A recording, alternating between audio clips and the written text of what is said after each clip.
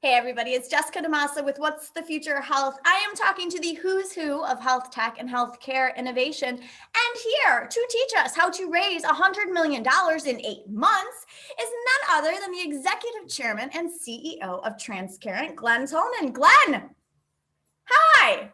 Great to see you as always. Great to see you too. So you have just closed a Series B, $58 million, a lot of usual suspects in this round. But tell me a little bit about this. I mean, we're scaling up awfully quick here. Well, we are scaling up. The opportunity has been really the level of interest, and the opportunity has been exceeded our expectations. I guess that's the best way to say it. And we want to make sure that we have the capital to make the long-term investments that we get to make. So this is not a typical startup. As you know, we started off with merger acquisition of Bridge Health, which was the leader in surgical solutions. And that gave us a customer base, people like Target, people like Delta, and 1 million lives to start off with. So not very typical. And today we have about 135 people in the startup already. So it's moving very quickly, but healthcare needs to move quickly. So we wanted to make sure we had the requisite capital to do that. I love what you guys are building here. And I feel like I've been hearing a lot about the consumer facing side of it. So like this whole idea of getting a doctor in less than 60 seconds, of just being able to pick up your phone, facial recognition opens up the app. It knows who you are. You can talk to a health guide. You can be, put into like a medication management type thing, or find out second opinion about a surgery that you might be getting, find centers of excellence, all this stuff. But I love it. I know, right? Your PR is working. But I really want to hear about, though, the other side of it, because I think that for my audience that's more focused on the B2B and that side of disruption of healthcare, one of the things I love the most from the press release announcing the raise was a quote from my favorite of all time, Mr. Bill Taranto from Merck Global Innovation Fund. And he said that he sees a lot of potential in investing in new health benefit design. So talk to me about the new health benefit design, because I think a lot of people don't realize this plight of the large self-insured employer, how much they're spending, how they're being squeezed by plans, how they're being squeezed all over the place. So talk a little bit about that problem, and then what you guys are doing at Transcarent to fix that broken model. Well, let's set the stage just a bit. So if you look at healthcare today, there's a lot of dissatisfaction. People like us, our families, our friends, they're generally dissatisfied. They're more confused. Healthcare has become more complex, and it's become more costly than ever before. And they don't like it. It's not a good experience for them. But that also extends to the buyers of healthcare, to large self-insured employers. There was a recent Wall Street Journal article that said that the average self-insured employer contracts with between 14 and 20 different companies to try to create a positive experience for their employees and their families. And they don't want to be in the healthcare business. That's not what they do. They've been forced into that business. So you have people who are receiving care who are unhappy, people who are actually paying for the care who are unhappy. And so that's the stage. And I think if there's 2 words that are going to define healthcare in the future, it's experience on the one hand. We have to improve the experience that most of us have, and it's alignment. And that second word, alignment, is today, large self-insured employers don't feel like they're aligned with the payers, the PBMs, and even the health systems in many cases. Because when they spend more money, the payers, PBMs, and health systems make more money. So they say, well, why would they ever try to reduce the cost of healthcare or improve the quality of healthcare when they make more money by not doing that? So I think our model is about reinventing that whole experience and creating a new and different experience. We can't just digitize what is, because what is broken today. So we have to create a different kind of experience. And if you think about the average employer, and this is what Bill Taranto was talking about, he basically is interested in this because we've redefined how these services are paid for. Okay. Specifically, let's say you need to get knee surgery. So if you're using Transcarent, a few things happen. One, you see the entire universe. You get unbiased information. So we say, Jess, you could get it done at 3 local places, at a center of excellence, at an ambulatory surgery center. Here's the quality ratings, here's the infection rates, et cetera. Or you could fly somewhere out of market, we'll pay for that. There's no copays, there's no co-insurance. It's just a great experience. We're focused on getting you healthy as fast as we can and making it a great experience. So that's from your perspective. From the standpoint of the self-insured employer, we're going to go ahead and manage the payment. So they would not go through their plan. Okay. Manage the payment. And interestingly, why do large providers, health systems like us, we pay them in advance for the surgery, in advance. In most cases, they're wondering whether they're going to get paid at all, and it's months later and they have to fight with a payer. We come in and say, we're going to pay you in advance for a full bundle, which includes determining first and foremost, do you even need the surgery? Second, if you need it, how do we get it at the highest quality place for you? And last, how do we do the rehab to make sure that even if the surgery is done right, the rehab isn't done right? That's a problem. So we create the entire experience that's fully aligned with the people who are really paying for it. And that's the self-insured employers. Okay. So it almost sounds like you're not, it's like that old alignment of plan, PBM, employer. We're starting a new line, kind of, more or less, right? It sounds like you're directly managing the spend on that surgery. Is that correct? We are. Okay. And I think the other new alignment is, and this is kind of fascinating, for the first time, a lot of the large health systems are beginning to understand that their competition is not the other health system across town. They're looking at the payer as their competition. If you look at Northwell, the largest system in New York, under the leadership of Michael Dowling, he's created something called Northwell Direct. And what they're doing there is working directly with large self-insured employers and essentially cutting out the middleman. And that has done a few things. It's allowed them to improve quality, to reduce costs, and the self-insured employers like the fact that they're getting that direct service. The challenge is now they're having to manage surgeries and pharma, and they're now in the management business. So Transcarent is stepping in and saying, we'll give you one place to go. We'll manage all of that for you. And we're totally aligned with you because we're in an at-risk model. Nobody's done that before. Right. So we're not, and people always try to put us in a category. Are you a navigator? No, we're not a navigator. We do navigation. Or, are you a health management company? No, we're not. Are you a supplier? No, we're not. Are you a PBM? No, we're not. But we do all of those things to create an experience. And that's why, when you think about it, we're a health experience company. And that's a new category that no one has. Just as Livongo, people would say, do you sell strips and meters? Are you a coaching company? Are you a data science company? And the answer was no. An applied health signals company. I remember the answer. Because we had to create something new. It would be as if you said, Apple, you have to pick one. You're either a device company, or you're a music company, or you're a photo company, or you're a communications company. They don't have to pick one. They're an experience company. If you talk about people, they don't say, I bought a phone. It's an experience from when you open the box, from when you go to a store, you go to the Genius Bar. They've created this new kind of experience. That's what we're going to do in healthcare. And frankly, that's what's so challenging to people, because they want to put us in a box, because they know how to manage boxes, but they don't know how to manage experiences. And I think that's what we're going to do, more than anything else.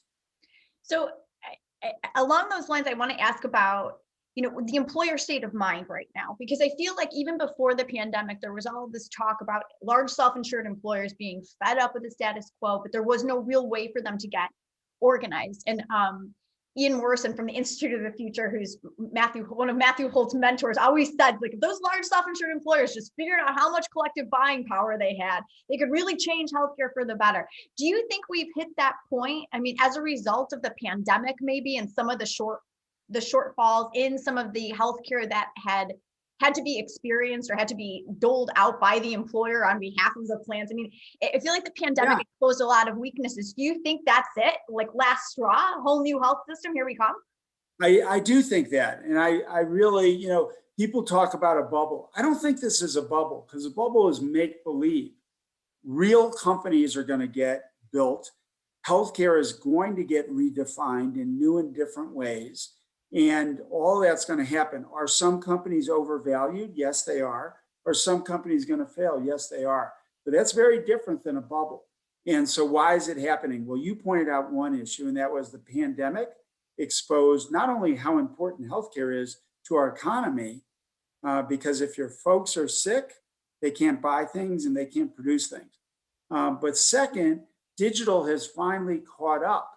And the big test was, well, when people had to stay home, could we have a system that could scale up to do 100% of visits essentially overnight by telehealth? The answer was, yes, we could. Should we do 100% of visits by telehealth? No, we shouldn't. We got to find that right balance. And that's what we're doing now. But probably somewhere between a third and a quarter of those visits will be done telephonically. And so all of a sudden we saw, MSK, musculoskeletal, and rehab.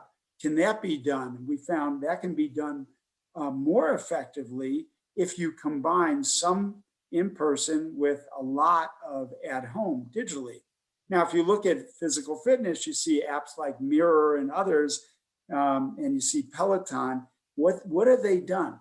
They've created an experience that blended essentially seeing real people with being able to do it at your convenience 24 hours a day. And they're getting better and better, because they're saying, do you want to join a live class, or do you want to join an experience that happened already?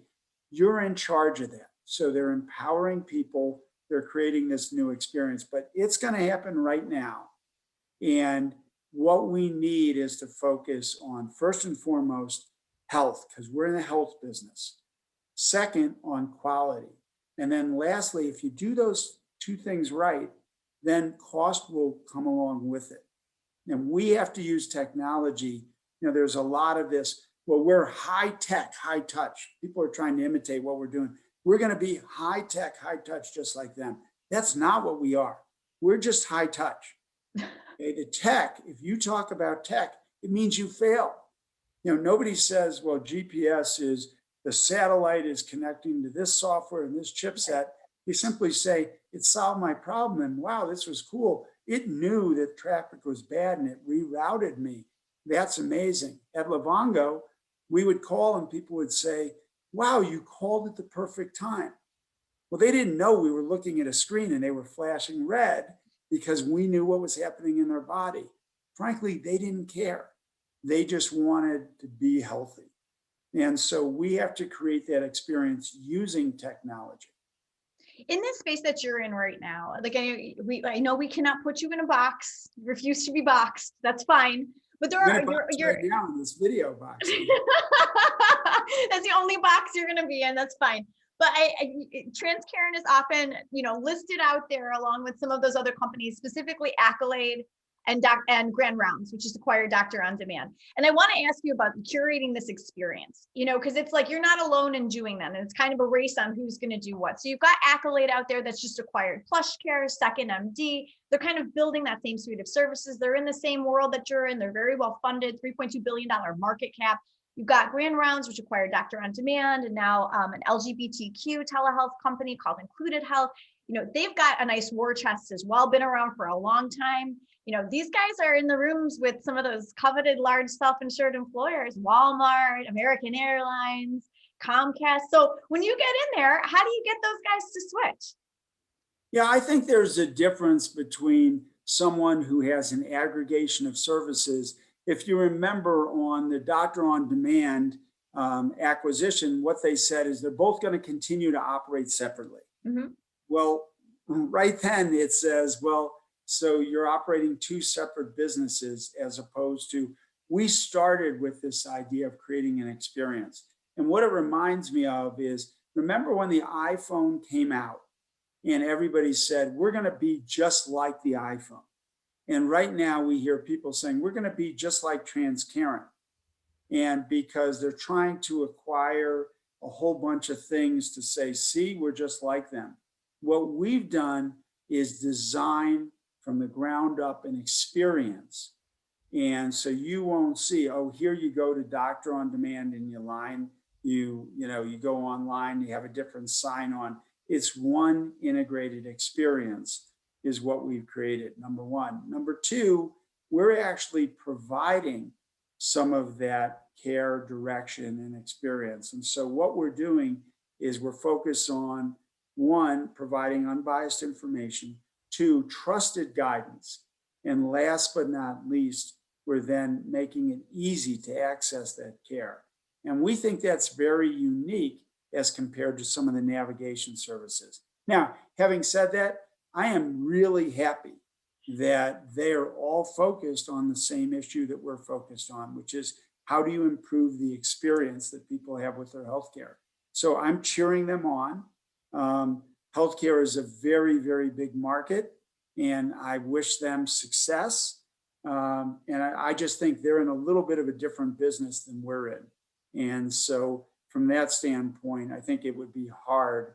When you think about what we created at Livongo, there really was no one to compare us to because no one was able to put those combination of services together in an experience that people didn't just like, they loved. And so we don't hear when we go in to talk with people and we have the demand. I've never seen anything like it. And I built a lot of businesses.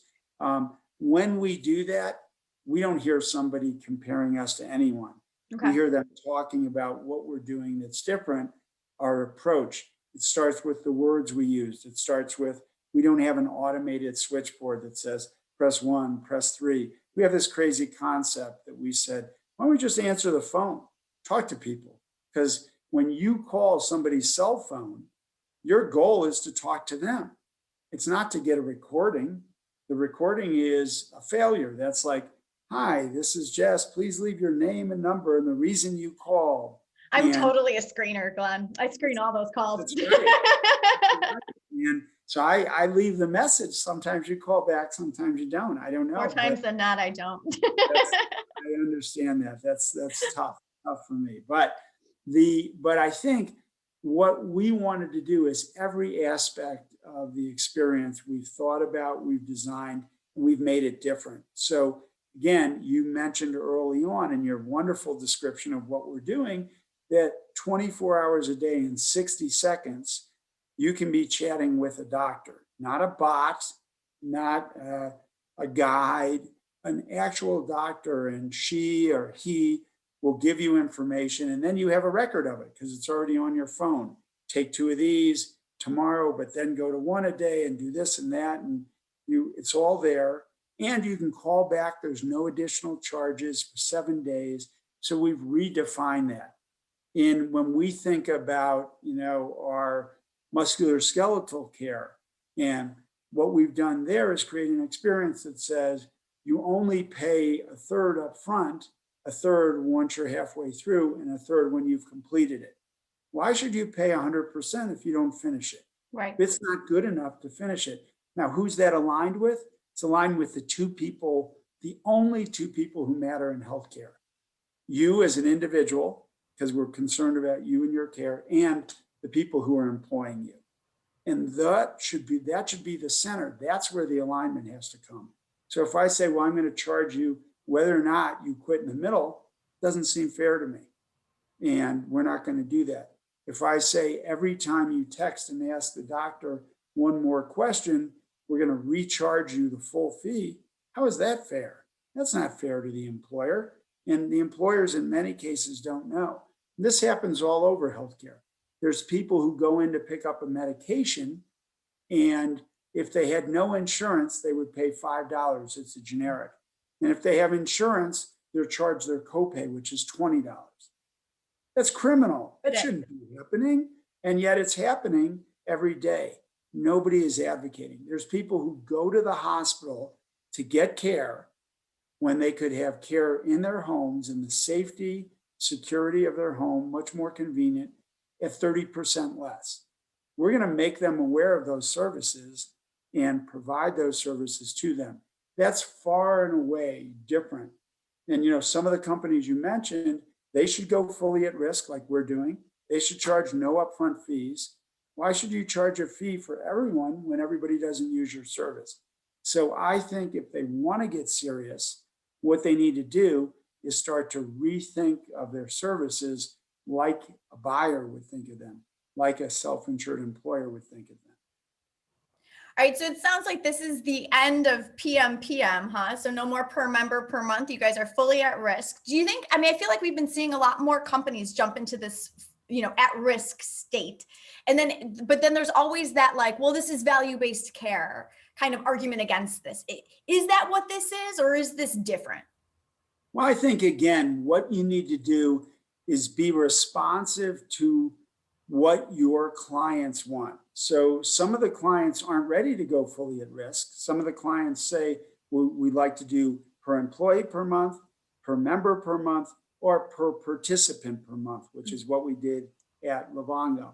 And we're happy to work with them. What we're really saying is, look, either we're going to provide a service that is so valuable that you can see and measure the value and your people love it, or we're not. If we're not, don't pay us because we haven't done the job. And we're willing to make that bet. And somebody in healthcare has to step up and say, we're actually willing to be measured. We're willing to be measured on whether your people love the experience. We're willing to be measured on whether we can deliver improvements, first and foremost in quality, and then whether we can reduce the cost or stabilize the cost. And we have to do it in that order. It has to be a great experience. If it's not great, people aren't going to use it, so it doesn't matter. Second, if it's not high quality, well, you can save cost, but for what? To what end? Because people aren't going to get healthier. And so some of the organizations delay cost by delaying surgeries. We saw a lot of this in COVID, not because it was planned. People couldn't get surgeries. They got worse. And there's this coming issue of what about all the people who weren't diagnosed with cancer or with other issues, had to wait a year? They didn't just not get those. Those have advanced now. We're going to see a bolus of increased costs coming probably 6 months to 9 months from now, because people who were sick, who should have been pre-diagnosed and pre-screened, didn't get that screening. So again, that's one of the unfortunate aftershocks of COVID. It's nice to hear you, and I really appreciate you spending the time to talk about really what's going on at a macro level within that large self-insured employer market. I want to ask you another high-level question, if I can. I want to ask your input on what is happening in this health tech funding landscape. What did you guys do? I blame all of this on your $14 billion exit, which then kicked into gear a series of events that lead us now. I hope it was 18.5 billion. 18, sorry, did I say 14? Oh, sorry, 18. But look, I think what our merger did with with Teladoc was it proved to investors that this is a space that is viable, that is valuable, that you can make money in. And consequently, that paired with the maturity of a lot of these applications, and with the pandemic, people said, oh my gosh, it's not just about the pandemic. We've seen it, we've tasted the future of healthcare, and it's going to include a large digital component, just like everything else in our life does. So we're going to see that happen. These valuations, some of these companies, you're an investor in multiple things. You've got a fund, you've got a SPAC or a hack, whatever you're calling it these days. But you've got to be looking at some of these valuations like the rest of us, and are like, this is crazy. You raised $100 million in 8 months. That's nuts. Well, I think there's two different subjects there. One is some people are chasing valuations, and there are some valuations that are too high. That's one issue. And what that means is some good companies are going to have to grow into those valuations.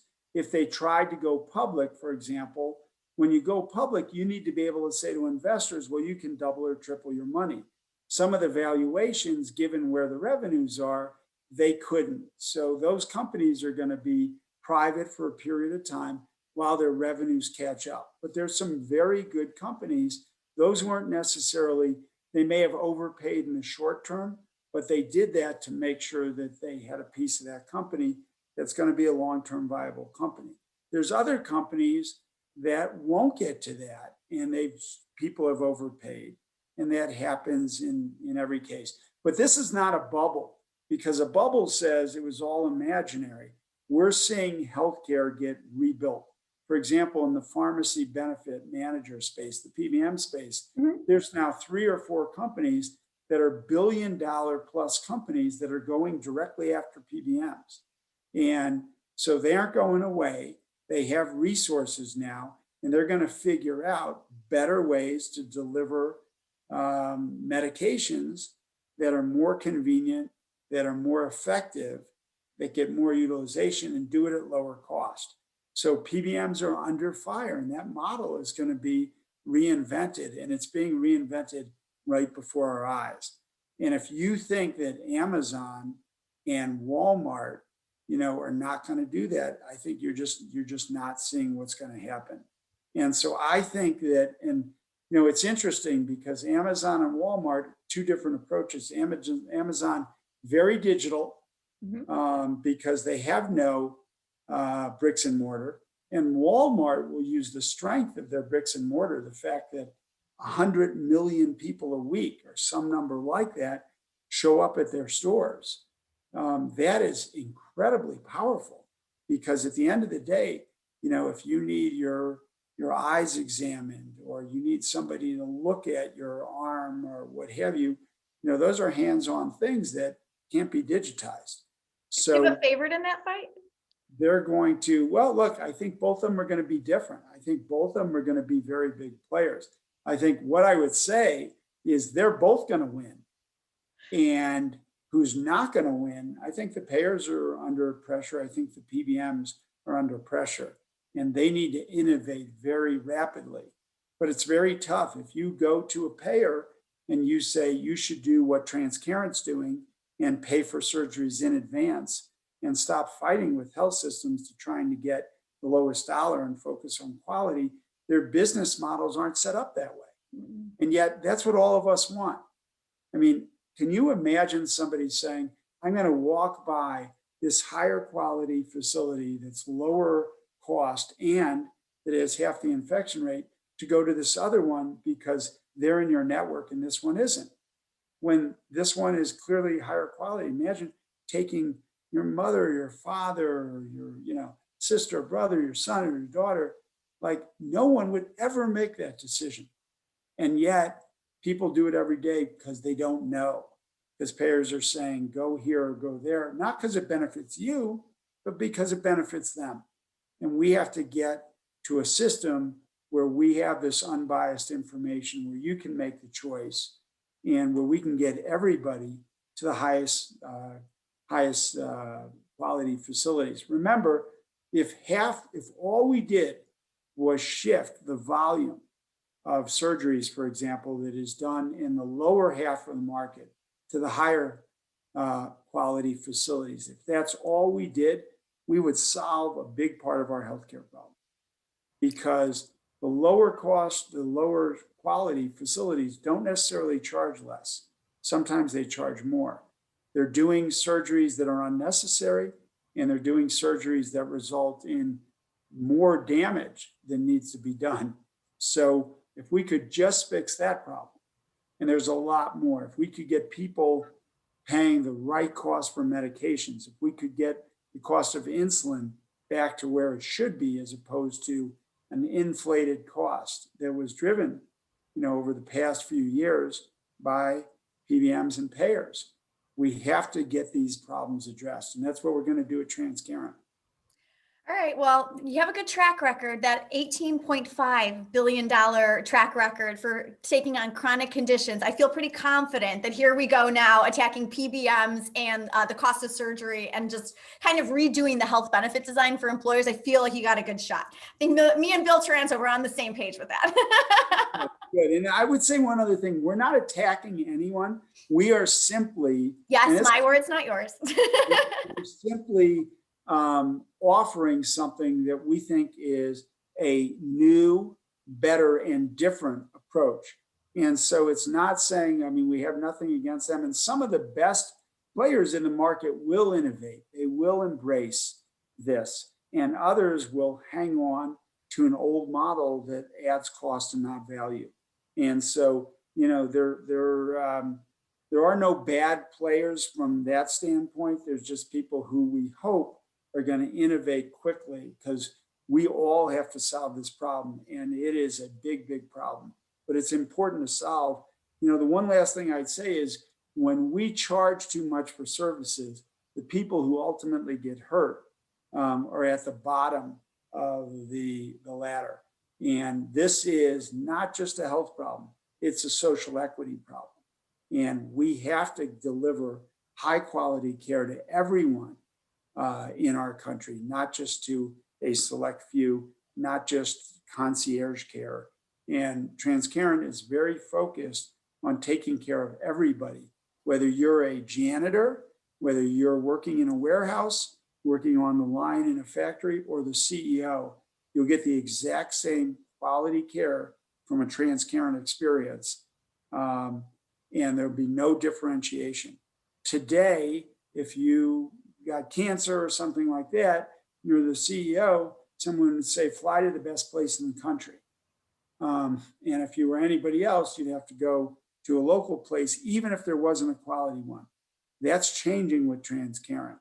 So we're also bringing a social equity component to the offering. I think that's really important. Absolutely. And I'm glad. Thank you for editing out the more incendiary language and adding to it all of this positivity in terms of the social equity aspect of what you're trying to do there. And also not editing out the fact that you are going to go try to fix it. I love that. Go get them. Right. Go get them. All right. For those of you who have been watching, thank you so much for joining us. This is Glen Tullman. He is the CEO and Executive Chairman of Transcarent. Glen, thank you again for stopping by. It is always a pleasure to have you here. I forgot to ask, have you ordered the balloons yet for the IPO day? Are they on order? The This is your Transcarent most branded asked balloons? question. Your most asked question. First, we're going to solve the problem, then we'll worry about the rest of it. Thank you. Great to see you. All right. Thanks so much, Glen. I'm Jessica DeMassa. For more interviews with the who's who of health tech as they are changing the way that we do healthcare, please check out my YouTube channel. It is youtube.com/WTF Health. We'll talk to you guys real soon. Thanks again, Glen. Thank you.